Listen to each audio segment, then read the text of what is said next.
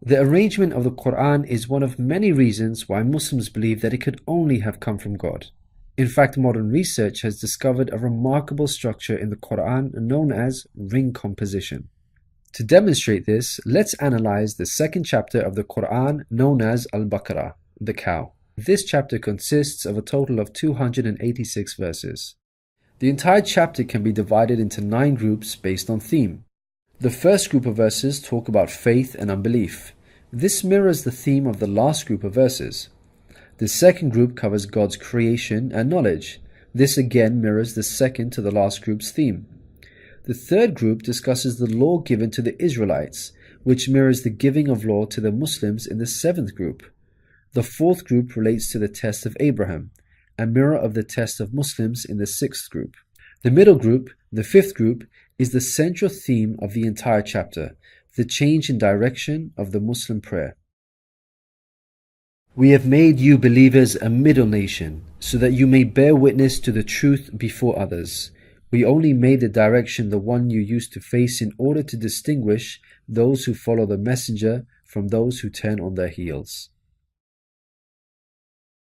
This turning point was the change in direction of the daily prayers from Jerusalem to Mecca, which represented a big test for the believers. We find the mention of this important turning point in exactly the middle of the chapter, the 143rd verse.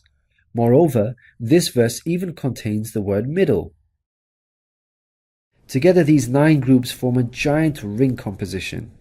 As you can see, ring composition is structured as a sort of circle, with the central meaning placed at the center. You can think of it in terms of a mirror. So ring composition is the equivalent of putting a mirror in the middle. What is mentioned in the first half will be reflected in the second half. Things can be taken a step further. If we examine these 9 groups, we find that they each contain sub-ring compositions. So what we have is rings within rings. For example, here is the 8th group with the theme of God's creation and knowledge. We can see that the beginning and the end both have the themes of giving and charity, and the central theme of God's power and knowledge is placed in the middle. Things can be taken further still.